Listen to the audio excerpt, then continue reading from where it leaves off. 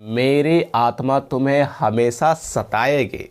और वैसे भी आप लोग मैथमेटिक्स को जब भी सुनते हैं, मैथ का नाम लेकर के आपका जो है सो सिर का दर्द जो है सो बढ़ जाता है। मतलब पूरे बॉडी में अगर कहा जाए तो 102 डिग्री तक का भी बुखार आपको चढ़ जाता है, ऐसा होता है। इसलिए इसका जो फुल फॉर्म होता है वो इस रूप में दिया जाता है। लेकिन आपको ऐसा नहीं रखना है, आपको जो है सो एक नॉर्मल तरीके से हर एक चीज़ों को, क्योंकि आप कमज़ोर इसलिए हो जाते हैं मैथमेटिक्स में क्योंकि इसमें आप जोर ही कम लगाते हैं।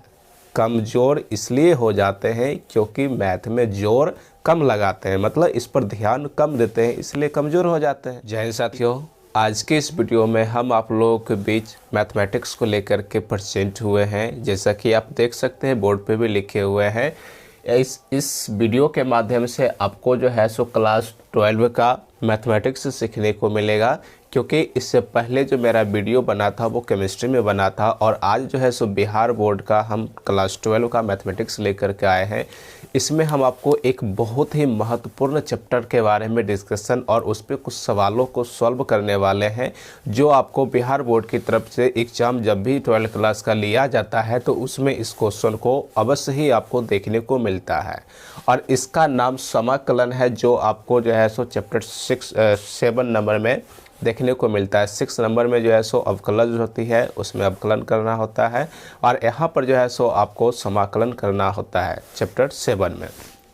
तो इस पर जो है सो आज हमारा वीडियो होने वाला है। तो जितने भी स्टूडेंट आप लोग हैं जो बिहार बोर्ड की तैयारी कर रहे हैं, क्लास 12 में है, आपका एग्ज़ाम नज़दीक आ चुका है, क्योंकि 1 फरवरी से आपका रूटीन भी जारी हो रखा है कि 1 फरवरी से जो है सो आपका एग्ज़ाम है, और फर्स्ट दिन जो है सो आपका मैथमेटिक्स ही है। तो इसीलिए जो है सो आपको अच्छे से तैयारी करने की ज़रूरत है, और आपके एग्ज़ाम की प्रिपरेशन को ध्यान में रखते हुए जो भी सिलेक्टेड क्वेश्चन, इंपॉर्टेंट क्वेश्चन बन रहा है, उन क्वेश्चनों को लेकर के हम आपके सामने उपस्थित होते रहते हैं और आपको सिखाते रहते हैं। तो आपको यह सेशन बहुत ही पसंद आएगा, और पसंद आ जाए तो वीडियो को लाइक कर लीजिएगा, अपने दोस्तों के साथ शेयर कर लीजिएगा, और चैनल पर यदि आप लोग नए हैं तो प्लीज़ सब्सक्राइब भी कर लीजिएगा। तो चलिए स्टार्ट करते हैं। पहले पढ़िए, देखिए, समझिए, और उसके बाद आगे ये सारे काम आप कीजिएगा। देखिए यहाँ पर जैसा कि आप देख सकते हैं हमने लिखे हैं मैथमेटिक्स। सबसे पहला नंबर तो आपको सामने यही एक प्रश्न बनता है कि आखिर मैथमेटिक्स होता क्या है, क्योंकि इसका शॉर्ट रूप में कई लोग इसको मैथ्स कहते हैं। तो इसका जब आप फुल फॉर्म लिखते हैं ना मैथ्स का, तो उसमें जो है सो MATH आता है, MATH। तो इसका मतलब क्या हुआ, और एस भी लगा लीजिएगा तो मैथ्स हो जाएगा। तो इसका फुल फॉर्म के लिए जब हम बच्चे को सिखाते हैं, या फिर आपको भी आज सिखाने वाले हैं, तो इसके लिए बताना है क्या कि एम से ध्यान में रखना है कि मेरी, ए से आत्मा, टी से तुम्हें, और एस से सताएगी। TS तुम्हें रख लेना है, ठीक है ना। तो मेरी आत्मा तुम्हें, या फिर H फॉर जो है सो आपको हमेशा ध्यान में रख लेना है। तो मेरी आत्मा तुम्हें हमेशा सताएगी। और वैसे भी आप लोग मैथमेटिक्स को जब भी सुनते हैं, मैथ का नाम लेकर के आपका जो है सो सिर का दर्द जो है सो बढ़ जाता है। मतलब पूरे बॉडी में अगर कहा जाए तो 102 डिग्री तक का भी बुखार आपको चढ़ जाता है, ऐसा होता है। इसलिए इसका जो फुल फॉर्म होता है वो इस रूप में दिया जाता है। लेकिन आपको ऐसा नहीं रखना है, आपको जो है सो एक नॉर्मल तरीके से हर एक चीज़ों को, क्योंकि आप कमज़ोर इसलिए हो जाते हैं मैथमेटिक्स में क्योंकि इसमें आप जोर ही कम लगाते हैं। कमज़ोर इसलिए हो जाते हैं क्योंकि मैथ में जोर कम लगाते हैं, मतलब इस पर ध्यान कम देते हैं, इसलिए कमज़ोर हो जाते हैं। लेकिन आपका कोई ना कोई सब्जेक्ट ऐसा ज़रूर होगा जो आपका स्ट्रांग होगा। तो स्ट्रांग होने का रीज़न यही है कि आप उस सब्जेक्ट को शुरू से लेकर के अभी तक जो है सो पसंद करते हुए आ रहे हैं, समझते हैं और उसमें समय देते हैं सीखने के लिए, तब जा कर के वो आपका स्ट्रांग हो गया, अच्छा हो चुका है। ठीक उसी प्रकार से अगर इसमें भी आप समय देते हैं तो आपका ये भी सब्जेक्ट अच्छा हो जाएगा। ये भारी नहीं है, ये तो और भी आसान है। केवल रूल्स और फॉर्मूला आपको पता होना चाहिए, उसके बाद आप इजीली ढंग से इसको बना सकते हैं।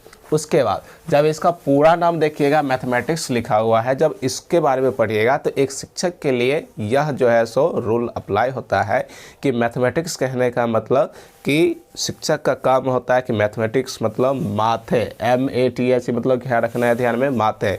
यानी कि मैथमेटिक्स वह है जो माथे में बच्चे को टिका दे। टिक्स मतलब टिका दे, माथे में जो टिका दे वही मैथमेटिक्स है, और वही रियल में वही टीचर रियल में मैथमेटिक्स के टीचर होते हैं, जो बच्चों के माथे में हर कॉन्सेप्ट को टिका देते हैं, वो रियल होते हैं मैथमेटिक्स के टीचर। समझ रहे हैं ना। तो चलिए ये तो हो गया, अब आगे बढ़ते हैं हम लोग। जैसा कि देखिए यहाँ पर हमने लिखे हुए समाकलन के बारे में, ये चैप्टर जो है सो आपका 7 है, समाकलन है, इसी को इंग्लिश में इंटीग्रेशन कहते हैं, और ये क्लास 12 का चल रहा है। यह जो है सो आपका बिहार बोर्ड हो, यूपी बोर्ड हो, एमपी बोर्ड हो, या फिर झारखंड बोर्ड हो, किसी भी प्रकार का हो, आप हर एग्जाम की तैयारी अगर कर रहे हैं, कहीं से भी किसी भी स्टेट से बच्चे देख रहे हैं, तो आप उसको पढ़ सकते हैं, समझ सकते हैं। चलिए देखिए, समाकलन के लिए आपको बताना है क्या, तो समाकलन एक प्रक्रिया है। सबसे पहला प्रश्न तो आपके सामने यही आता होगा ना कि समाकलन पढ़ रहे हैं तो समाकलन है क्या। तो इसके लिए आपको बताना है कि समाकलन जो है वह एक प्रक्रिया है, एक प्रोसेस है जिसके द्वारा उस फलन को ज्ञात किया जाता है जिसका अवकलज ज्ञात होता है। यहाँ पर देखिए अवकलज की बातें किया गया ना। अवकलज का मतलब आप डिफरेंशिएशन जो चैप्टर 6 में पढ़े हैं उसके बारे में ये चर्चा करता है कि जिसका ऑलरेडी अवकलज ज्ञात होता है उसी को हम समाकलन ज्ञात कर सकते हैं, अन्यथा नहीं कर सकते हैं। तो समाकलन जो होती है वह एक प्रोसेस होती है जिसके द्वारा उसी फलन को ज्ञात किया जाता है जिसका ऑलरेडी क्या होता है, तो अवकलज ज्ञात होता है, उसी को ज्ञात किया जाता है। और समाकलन का जो संकेत होता है ना, सिंबल के बारे में देखिएगा तो ये जैसे कि एक जस्ट लाइक नाग को आप देखे होंगे ना, नाग फॉर मतलब सांप जो होती है, वो जो फोप काटने वाला सांप होते हैं, ऐसे करके कलसा उठा करके जो खड़े रहते हैं, जस्ट लाइक उसी प्रकार का इसका सिंबल होता है किसका, तो समाकलन का। ये समाकलन का चिन्ह होता है। अब इसमें जो है सो आपको कुछ समझना है, जैसे कि इस लैंग्वेज के आधार पे इसका कुछ कॉन्सेप्ट बनाना है। तो यहाँ पर जैसा कि कह रहा है कि समाकलन एक प्रक्रिया है जिसके द्वारा उस फलन को ज्ञात किया जाता है जिसका अवकलज ज्ञात होता है। तो माना कि इसी को हम अभी सिद्ध करने वाले हैं, तो लिखेंगे माना कि fx स्मॉल fx का अवकलज कहता है ना, अवकलज fx है, ये कैपिटल fx है, ठीक है ना। हमने क्या मान लिया, माना कि स्मॉल fx का अवकलज जो है वो क्या है, तो कैपिटल F और x है। तो अवकलज का मतलब क्या होता है, उसका डिफरेंशिएशन करना। तो डिफरेंशिएशन जब करेंगे तो हम क्या लिखेंगे, इसलिए fx का डिफरेंशिएशन लगा देंगे तो ये हो जाएगा dfx by dx equal to, इसी का तो आंसर दे रखा ना fx, तो बराबर में हम क्या कर देंगे fx। ध्यान रहे यहाँ पे जो f लिखा गया है वो स्मॉल f है और यहाँ पे जो f लिखा गया है वो कैपिटल F है। तो मतलब हम स्मॉल f जो है सो एक फलन मान चुके हैं, और इस फलन का जब डिफरेंशिएशन किया जाता है, अवकलज किया जाता है, तो क्या निकल के आता है, कैपिटल fx निकल के आता है। इस बात को ध्यान में रखना है। तो इसलिए हम इसको इस रूप में लिख लिए हैं कि dfx by dx is equal to fx। अब उसके बाद क्या करेंगे अगले प्रोसेस में कि dfx इक्वल टू fx, और इस dx को उठा करके जब हम इधर लाएंगे तो ये तो भाग में है, तो इधर आके क्या हो जाएगा, तो मल्टीप्लाई में आ जाने वाला है। क्योंकि ये आप इक्वेशन का रूल पहले से भी जानते होंगे, क्लास 10th में भी बहुत अच्छे से सीखे होंगे। इक्वेशन का रूल ये होता है कि जो गुना में है वो भाग में जाएगा, जो भाग में है वो गुना में जाएगा, और जो योग में रहता है प्लस में रहता है वो माइनस में जाता है, और जो माइनस में रहता है वो उधर जाके प्लस हो जाता है। ये रूल आप लोग पहले से जानते हैं, अभी फिर से बता दिए। अब उसके बाद देखिए डिफरेंशिएशन तो इसका आ गया। इसके बाद क्या करना है हमें, क्योंकि हमें समाकलन सीखना है, तो लिखेंगे टेकिंग इंटीग्रेशन बोथ साइड। इसको हिंदी में अगर हमें लिखना होता है तो हम लिख सकते हैं कि दोनों तरफ समाकलन लगाने पर या समाकलन करने पर, इतना लिख सकते थे, लेकिन उसी चीज़ को इंग्लिश में लिखे तो टेकिंग इंटीग्रेशन बोथ साइड, है ना, ऐसे कर सकते हैं। अब जब इसका इंटीग्रेशन करेंगे तो इंटीग्रेशन का सिंबल अभी जस्ट हमने बताया कैसा होता है, तो सांप की तरह होता है। तो इसको आप इंटीग्रेशन ऐसे करके लगा देंगे, देखिए यही सिंबल होता है। और क्या है यहाँ पर, तो dfx, है ना, dfx इक्वल टू क्या हो जाएगा यहाँ से, तो fx dx, और इसका भी इंटीग्रेशन लगा देना है, क्योंकि दोनों साइड हमने क्या लिखे हैं, इंटीग्रेशन। अब उसके बाद देखिए अगला जो प्रोसेस है ये आपको ध्यान में रखना है कि डिफरेंशिएशन और इंटीग्रेशन ये दोनों एक साथ कभी भी सही सलामत नहीं रह सकता है। सही सलामत नहीं रह सकता है। इसका कहने का मतलब ये हुआ कि यह दोनों एक दूसरे के कट्टर दुश्मन की तरह ये व्यवहार करता है। डी जो है वो समाकलन को नहीं देखना चाहता, डी फॉर डिफरेंशिएशन। डिफरेंशिएशन जो है समाकलन को देखना नहीं चाहता है और समाकलन जो है वो डिफरेंशिएशन को नहीं देखना चाहता है। इसलिए ये दोनों अलग अलग रहता है, तभी जाकर के दोनों शांत रहता है। अगर दोनों के दोनों एक साथ आ जाता है तो दोनों अपने में अपने जो है सो एकदम मार मिटता है, मतलब ये उसको मारता है, ये उसको मारता है। तो इस प्रकार का आपको कॉन्सेप्ट लेकर के चलना है। तो मतलब ये समझिए कि डिफरेंशिएशन और इंटीग्रेशन दोनों एक साथ आ गया तो दोनों लड़ झगड़ के क्या हो जाएगा, तो यहीं पे बर्बाद हो जाएगा, ख़त्म हो जाएगा। कहा जाता है ना कि जब हरिया एक जगह रखा जाता है तो बुढ़ा मनाता ही है, तो वही वाला बात यहाँ पर भी है। ये दोनों खत्म हो जाएगा तो बचेगा क्या, एफ एक्स। तो ये एफ एक्स हो गया और इधर से जो है इसको आप रहने दीजिए, integration F X D x, ये हो गया। लेकिन अब देखिए हमने क्या लिखे यहाँ पर, तो स्मॉल एफ का निकाल रहे थे ना, क्योंकि इसी को हमने फलन माने थे और इसका कल उसको ये माने थे। तो ये एफ एक्स इजिकल टू क्या आ चुका है, इंटीग्रेशन कैपिटल एफ एक्स और डी एक्स। अतः हम इसी चीज़ को अब लिख सकते हैं क्या, तो एफ इंटीग्रेशन कैपिटल में है F X D X is equal to ये क्या है, तो स्मॉल एफ। इसी चीज़ को दूसरे शब्दों में रिप्रेजेंट कर लिए, इसको इधर कर दिए, इसको इधर कर लिए। और ध्यान में आपको रखना है कि इसके साथ हमेशा जो है सो एक कांस्टेंट मान जो है सो हमेशा इसमें एक्स्ट्रा आपको ऐड करके रखना है। समझ गए ना। जहाँ आप कह दीजिएगा क्या क्या हो जाएगा, तो सी तो समाकलन, सी जो है सो समाकलन नियतांक या स्थिरांक कह सकते हैं, स्थिरांक है ना। तो ये क्या हो जाएगा, सी क्या हो जाएगा, तो समाकलन स्थिरांक, या फिर इसी को इंग्लिश में कांस्टेंट कहते हैं।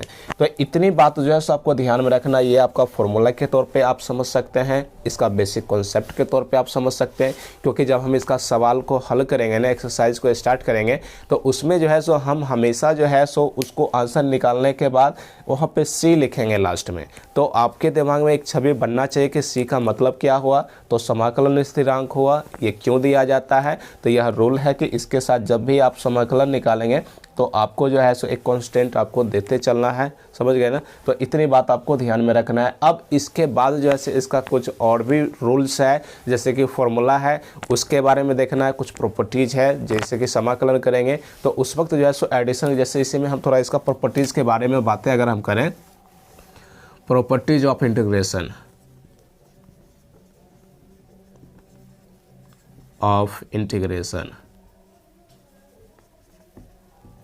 Properties of integration.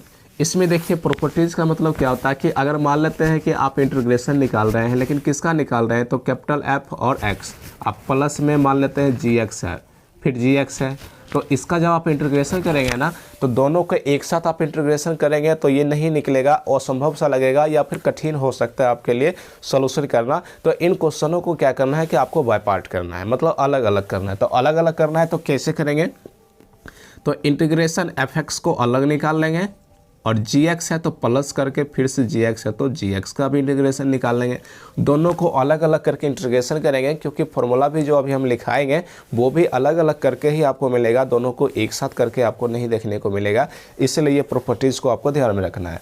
इसी में सेकेंड प्रॉपर्टीज़ क्या हो जाएगा इसका, कि अगर ये मान लेते हैं क्या है कि एफ एक्स और जी एक्स ये माइनस में है, ये क्या रहेगा, माइनस में, तो माइनस यहाँ पे डी एक्स भी जो है सो आपको डी एक्स भी लगेगा। तो इस प्रकार का रहेगा। तो इसको आप जो है सो अलग अलग कर लेंगे तो क्या यहाँ पे भी लगेगा, सॉरी, तो यहाँ पर क्या हो जाएगा, F X D x plus integration, sorry minus में जी एक्स डी एक्स। ये आपको चलना है इस प्रकार से। अगर मान लेते हैं कि अगला प्रॉपर्टीज में कि इंटीग्रेशन के एफ एक्स डी एक्स है, एफ एक्स डी एक्स, जहाँ के क्या है तो कोई कांस्टेंट है, तो इस स्थिति में आपको क्या करना है कि कांस्टेंट वाला जो वैल्यू है उसको आपको बाहर निकाल लेना है इंटीग्रेशन का। तो बाहर निकालने के बाद जो बचेगा वो आपका बचेगा एफ एक्स डी एक्स, तो एफ एक्स डी एक्स लिखेंगे, ये चलेगा। तो इस प्रकार का कुछ प्रॉपर्टीज है, इसको आपको ध्यान में रखना है। इसी के आधार पे अभी जो एक्सरसाइज हम बताने वाले हैं उसके सारे सवाल आप हल कर सकते हैं इजीली तरीके से। इसके बाद हम इस पे जो है सो फॉर्मूला पहले आपको सिखाते हैं, फॉर्मूला आपको याद करवाते हैं। उसके बाद जो है एक्सरसाइज स्टार्ट करेंगे। ठीक है, तो बने रहिएगा। वीडियो पसंद आया हो तो ज़रूर लाइक कर लीजिएगा, अपने दोस्तों के साथ शेयर भी कर लीजिए और बने रहिए। अभी ख़त्म नहीं हुआ है, अभी इसका फॉर्मूला हम आप जो है सो यहाँ पे फॉर्मूला को सीख सकते हैं, समझ सकते हैं। देखिए बोर्ड पे हमने ऑलरेडी जो है सो इसका जितना भी फॉर्मूला था उन सारे फॉर्मूलों को हमने प्रयास किए कि सारे फॉर्मूलों को आपको कवर कर लें और जो है सो आपको लिख करके एक ही बार में बता दिया जाए। बट कुछ फॉर्मूला और बच चुकी है, उसको भी बताएंगे। लेकिन उससे पहले ये जो फॉर्मूला लिखा हुआ है इसको आप समझिए और इसको याद कीजिएगा, समझ लीजिए। अभी हम समझा रहे हैं उसको याद कीजिएगा और उसके बाद एक्सरसाइज को जब आप बनाइएगा ना, आपको हर एक सवाल जो है सो बड़े ही आसानी ढंग से बन जाने वाला है। आपको कतई भी भारी लगने वाला कठिन सवाल तो है ही नहीं, यकीन मानिए मेरा, कठिन सवाल तो है नहीं। लेकिन आपको क्या होता है कि ये जो फॉर्मूला भी हमने लिखाया है ना, ये फॉर्मूला डायरेक्ट आपका एग्जाम में जो है सो जो भी ऑब्जेक्टिव टाइप का क्वेश्चन बनता है ना, वो क्वेश्चन डायरेक्ट आपको यहीं से आ जाएगा। तो उस वक्त आपको फॉर्मूला अगर याद नहीं रहता है तो आप समझ लीजिए कि आपका जो है सो वो नंबर तो कट जाने वाला है। इसीलिए यहाँ से भी आपका क्वेश्चन आता है डायरेक्ट। आप जो है सो किसी भी प्रकार का प्रकाशन का बुक अगर उठा के देखते हैं तो उसमें आप देख लीजिएगा कि ज़रूर पूछा गया है, या फिर आप क्वेश्चन बैंक को ही उठा करके देख लीजिए, उसमें देखिएगा तो बहुत सारा ऐसा क्वेश्चन पूछा गया जो डायरेक्ट फॉर्मूला से ही पूछा जाता है। तो इसलिए फॉर्मूला को आपको अच्छे से समझना है, याद करके जाना है। जैसे देखिए यहाँ पे हमने दोनों प्रकार के फॉर्मूलों को जो है सो एक साथ लेने का प्रयास किया है। जैसे कि अवकलज का फॉर्मूला और समाकलन का फॉर्मूला। अवकलज के लिए हमने बताया था कि इसके जो है सो डेरिवेटिव होती है, इसका डिफरेंशिएशन निकाला जाता है और इसका जो है सो इंटीग्रेशन किया जाता है। तो दोनों जो है सो एक दूसरे के लिए जो है सो बना हुआ है, एक तरह से आप कह सकते हैं दोनों ही एक दूसरे के लिए है। तो जैसे देखिए अगर इसका डिफरेंशिएशन हमने निकालने हैं कि dx⁻n + 1 / n+1 divide by dx, मतलब ये हुआ, इसका मतलब जो है सो ये हुआ कि यह जो है सो x⁻n + 1 / n+1 का डिफरेंशिएशन किया गया है। तो इसका डिफरेंशिएशन आया कितना आंसर में, तो x⁻n, बस इतना सा आया है। आपको ध्यान में रखना है कि dx⁻n + 1 divide by n+1 by dx is equal to क्या होता है, तो x⁻n होता है। इस बात को ध्यान में रखना है जब भी इसका डिफरेंशिएशन होगा तो ये। लेकिन जब इसके समाकलन में चलेंगे तो समाकलन में जो इसका आंसर आया है ना x⁻n, वही आंसर इधर समाकलन के लिए वो क्वेश्चन हो जाएगा। क्योंकि हमने पहले भी बताए हैं, एक जो हमने f(x) माने थे और उसका जो है सो इंटीग्रेशन जो है सो अवकलज हमने मान लिए थे, कैपिटल f(x) माने थे। तो ठीक उसी प्रकार से अगर ये जो है सो डिफरेंशिएशन है तो इसका जो है सो आंसर ये आया, तो इसका इंटीग्रेशन करेंगे तो इसका जो आंसर जो है सो ये आप देख रहे हैं वो इसका आंसर हो जाएगा। यहाँ पर देखिए है ना, दिया हुआ क्या कहता है कि integration x⁻n dx is equal to x⁻n + 1 / n+1 और प्लस से सभी में कांस्टेंट जब भी इंटीग्रेशन निकालेंगे, क्योंकि इंटीग्रेशन जो होती है वो दो टाइप का होता है, एक निश्चित होता है और दूसरा अनिश्चित होता है। निश्चित को डेफिनिट इंटीग्रेशन कह सकते हैं और दूसरा जो होता है अनिश्चित को हम लोग इनडेफिनिट इंटीग्रेशन कह सकते हैं। तो जो इनडेफिनिट इंटीग्रेशन होता है उसमें हम लोग जो है सो एक्स्ट्रा एक जो है सो कांस्टेंट लगाते हैं। जो डेफिनिट होती है उसमें सी लिखने की आवश्यकता नहीं होता है। अब वो होता क्या है, दोनों का क्या क्या उसमें अंतर है, उसके लिए जब हम उसके टाइप को स्टार्ट करेंगे तब बताएंगे। फिलहाल फॉर्मूला बता रहे हैं तो इसको समझिए। तो ये आपने समझ लिया क्या हो जाएगा इसका आंसर। तो जो इसका आंसर होता है वही इसका क्वेश्चन होता है और जो इसका क्वेश्चन होता है वो इसका आंसर हो जाता है। क्लियर हुई बात इतनी। अब सेकंड क्वेश्चन को देखिए, सेकंड फॉर्मूला को। इसमें कहता है कि differentiation sin x by dx, यानी d sin x by dx is equal to क्या होता है, तो cos।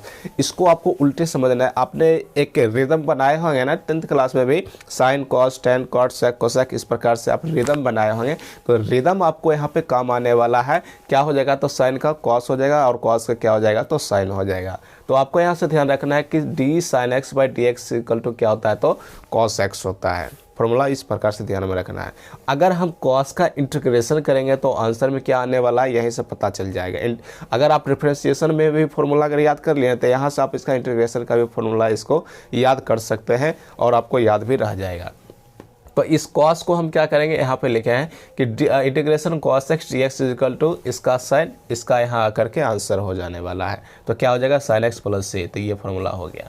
यह जो आप देख रहे हैं ना, ये थोड़ा स्पेशल आ गया। यहाँ लास्ट में देखिए कि इसका जैसे कि dx बाई dx रहेगा तो इसका जो डिफ्रेंशिएशन होगा वो 1 होगा। अगर आप ऐसे नहीं समझें तो इसको आप डायरेक्ट इतना समझ लीजिए एक बच्चों की तरह कि अगर dx बाई dx है तो दोनों को काट देंगे तो बचेगा कितना, एक ही बचेगा ना, dx 1 जा dx। तो ये 1 आ जाएगा इस प्रकार से। अब अगर ये 1 आ गया है तो इसका हम क्या करेंगे, dx के साथ मल्टीप्लाई करेंगे तो dx ही बचेगा, मतलब integration of dx is equal to क्या हो जाएगा, तो इसका आंसर में यहाँ पर x था ना, तो सॉरी, तो यही जो है यहाँ पर क्या हो जाएगा, इसका आंसर हो जाएगा x प्लस सी हो जाने वाला है। तो ये समझ गए आपने। अब ये भी समझ गए। अब 3 नंबर में देखिए यहाँ पर क्या कहता है कि अगर आपके पास रहेगा क्या था, D cos x by D x, क्या रहेगा, D cos x by D x. तो कॉस का अपोजिट क्या लेके चले जाना है आपको, साइन में चले जाना है, तो साइन आ जाएगा। लेकिन एक चीज़ और ध्यान में रखिएगा कि जब कभी भी सी से स्टार्ट होने वाला कोई भी अगर फंक्शन आ गया ना, तो उसके साथ नेगेटिव सिंबल आपको रखना है। तो यहाँ पर D cos x by D x, यहाँ पर कॉस का पहला अक्षर जो है सो सी है, तो मतलब क्या हो जाएगा, इसमें जो आंसर जाएगा वो नेगेटिव साइन के साथ रहेगा। तो ये क्या हो जाने वाला, माइनस साइन एक्स, तो इसका हो जाएगा। अब अगर इसका आप इंटीग्रेशन निकालते हैं तो आपको ये माइनस सिंबल नहीं देना, जैसे यहाँ पर साइन है ना, तो यहाँ पर जैसे माइनस साइन नहीं देना है, इसका आंसर जो लिखाएगा उसमें जाकर के माइनस लगा देना है। तो integration sine x D x equal to क्या हो जाने वाला था, तो कॉस एक्स, लेकिन ये सिंबल माइनस था, वही माइनस यहाँ पे रह जाएगा। तो इसका क्या हो जाएगा, integration sine x D x equal to minus cos x plus c, ये हो जाने वाला है। क्लियर हुई बात। अब उसके बाद देखिए 10x के लिए, 10x वाला वो रिदम काम नहीं करेगा यहाँ पे, ये आपको ध्यान में रखना है कि D 10x by D X is equal to क्या हो जाता है फॉर्मूला, तो सेक स्क्वायर एक्स होता है। D 10x by D X is equal to sec square X होता है। तो जब सेक स्क्वायर एक्स हुआ तो इसका जब आप इंटीग्रेशन निकालेंगे तो इसके अपोजिट में 10 है, तो 10 ही इसका आंसर आने वाला है। तो यानी कि integration sec square X into D X is equal to क्या हो जाने वाला है, तो 10x प्लस सी, ये इसका फॉर्मूला सूत्र हो जाने वाला है। यही सारा फॉर्मूला आपको ध्यान में रखना है। मेरी बात यकीन मानिए, आपका जो एग्जाम होने वाला है ना, उसमें आपको एज इट इज इसी में से क्वेश्चन जो है सो आपको पूछ लिया जाएगा। एकदम नॉर्मल सा क्वेश्चन रहता है, जैसे कि अभी हम इधर वाला जब बताएंगे ना, तो यहाँ से जो है सो अधिकांश क्वेश्चन जो है सो आपको डायरेक्ट जैसे यही फॉर्मूला जो है डायरेक्ट आपके क्वेश्चन में कॉपी पेस्ट एक तरह से मान लीजिए कर दिया जाता है। तो आपको अच्छे से समझना है इसको। उसके बाद आगे देखिए अगला 5 नंबर में क्या है कि अगर कॉट एक्स है, D cot X by D x है, तो इसका क्या आंसर आने वाला है, cosec square X, cosec square X. लेकिन और उससे पहले हमने बताया था कि अगर सी पहले लगा हुआ रहता है तो इसका जो आंसर जाने वाला वो माइनस में जाने वाला, क्योंकि किस में माइनस लगा और किस में नहीं लगा ये कन्फ्यूजन हो सकता है। इसलिए इस ट्रिक को याद रख लेना कि जिस वर्ड के पहला अक्षर सी है तो सी जिसमें लगा हुआ रहेगा, अगर उसका हम डिफ्रेंशिएशन निकाल रहे हैं तो आंसर में जो आएगा वो माइनस में जाने वाला। तो यहाँ पर आप देख लीजिए कॉट था तो D cot X by D X is equal to क्या हो जाने वाला था, कोसेक स्क्वायर है लेकिन माइनस में। अब जब इसका हम इंटीग्रेशन निकालेंगे, यहाँ से देखिए इंटीग्रेशन जब हम इसका निकालते हैं तो cosec square X D X is equal to क्या हो जाने वाला है, तो इसका आंसर तो कॉट में जाएगा लेकिन माइनस लगा हुआ है, तो इसलिए माइनस कॉट एक्स प्लस सी लिखना है। तो ये इस क्वेश्चन का आंसर होगा। क्वेश्चन तो नहीं है, इसका फॉर्मूला ही कह लीजिए, मैं बार बार क्वेश्चन ही आ जाता है, कोई बात नहीं। चलिए देखिए अब जो है सो आपको समझना, d sec x by D x है, sec x by D x, तो इसका जो आंसर होने वाला है सेक एक्स इंटू 10x होने वाला है। डिफ्रेंशिएशन अगर हम सेक एक्स का निकालते हैं तो इसका जो आंसर आएगा वो सेक एक्स इंटू 10x आने वाला ये। तो ये अगर आ गया है तो इसी का इंटीग्रेशन होगा, तो इसका इंटीग्रेशन होगा तो क्या लिखेंगे, sec X into 10x D x equal to क्या हो जाने वाला था, इसका क्वेश्चन क्या था सेक एक्स, तो वही यहाँ पर इसका आंसर हो जाएगा। क्लियर। आगे देखिए D cosec x by D x का निकालते हैं तो यहाँ पे कोसेक में पहला अक्षर सी आ गया, तो इसका जो भी आंसर आएगा उसमें माइनस लगेगा, तो यहाँ माइनस आ गया और आंसर क्या रहा है इसका, तो cosec X into cot X, तो इसमें माइनस लग गया। अब इसका इंटीग्रेशन निकालेंगे तो इसका आंसर में क्या चला जाएगा, कोसेक एक्स और प्लस सी, लेकिन ये माइनस में चलाएगा, ये वाला माइनस। तो यहाँ तक आपने समझ लिया इस फॉर्मूले को बहुत ही आसानी ढंग से। जब आप एक दूसरे के साथ रिलेशन बना करके रिलेट कर करके जब आप समझ के इसको याद कीजिएगा ना, तो आप समझ लीजिए कि मतलब याद करने की तो ज़रूरत ही नहीं पड़ेगा अगर आप समझदारी के साथ इसको ध्यान में रखते हैं। तो एक दूसरे को रिलेट करके आप चलिए, तो ना ही आपको जो है सो आपको डिफ्रेंशिएशन वाला फॉर्मूला याद करने में कठिनाई होगा, ना ही इंटीग्रेशन वाला फॉर्मूला याद करने में ये जो है सो कठिनाई होगा। कठिनाई तो तब होने लग जाता है जब आप इसको याद करने का तरीका नहीं जानते हैं और जो है सो लगे एकदम ऊपर से लेकर नीचे तक रट्टा मारने लगे, झोल झोल के आप जो है सो उसको रट्टा मार रहे हैं, तो रटंत विद्या इस घटंत विद्या होता है। जो आप रट रहे हैं वो एक समय भूल भी जाएंगे, इसीलिए हम कहते हैं कि समझ समझ के हर कॉन्सेप्ट को क्लियर कीजिए और उसके बाद उसको ध्यान में रखिए, तो वो आपको लिए बेनिफिट होगा। बॉर्नवीटा और जो कहते हैं ना हॉर्लिक्स, उसके समान जो है सो आपको काम करेगा, दिमाग को जो है सो ब्रेन को वृद्धि करेगा। चलिए आइए उसके बाद देखिए 8 नंबर में क्या कहता है यहाँ पर।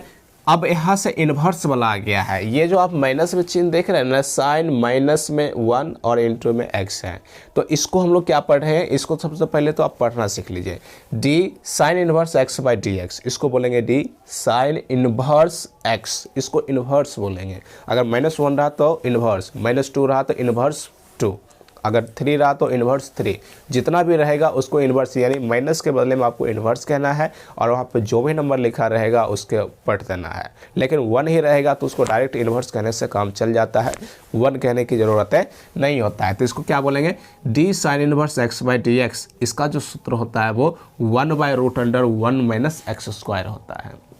तो जब इसका ये फॉर्मूला होता है तो इसका जब इंटीग्रेशन निकाला जाएगा तो यहाँ पे देखिए उधर dx तो सभी में लगता ही था, तो उस dx को हम 1 से ऊपर वाला 1 से मल्टीप्लाई करके dx से डायरेक्ट लिख लिए हैं, 1 नहीं दिए हैं इसलिए।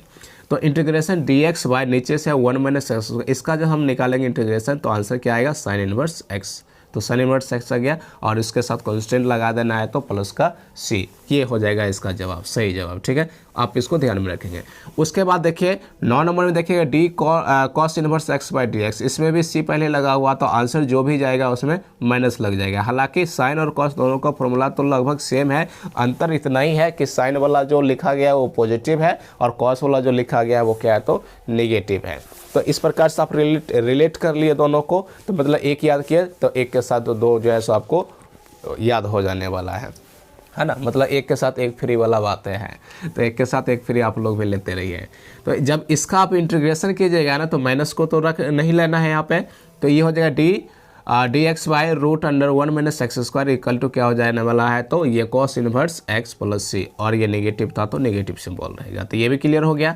अब d tan inverse x by D x होता है तो इसका जो फॉर्मूला होता है वो क्या होता है, तो 1/1 प्लस एक्स स्क्वायर होता है, 1/1 प्लस एक्स स्क्वायर। तो इसी का इंटीग्रेशन कर देना है, तो जब इसका इंटीग्रेशन कर देंगे तो क्या आंसर आएगा, tan इनवर्स x, तो ये लिख देना tan इनवर्स x प्लस सी हो जाने वाला है। उसके बाद अगला देखिए कॉट इनवर्स एक्स है ना, तो D cot inverse X by D X is equal to इसका क्या हो जाएगा, तो टेन और कॉट दोनों का फॉर्मूला एक होता है, लेकिन अंतर वही है, केवल माइनस और प्लस का खेल है। आप ध्यान में रखिएगा, अगर सी पहले आ गया तो माइनस लग जाएगा, यहाँ भी सी आ गया तो माइनस लग गया, और बाकी जो फॉर्मूला है वो आपको ध्यान में रखना है। इसका जब इंटीग्रेशन किया जाएगा तो integration D X by 1 plus X square equal to क्या हो जाने वाला है, तो कॉट इनवर्स एक्स, और इसका जो माइनस था वो यहाँ पे लगा ही रहेगा, वो नहीं जाएगा कहीं। सेक इनवर्स एक्स का देखेंगे तो इसका जो सूत्र होता है 1/x root under X square minus 1, 1/x root under X square minus 1।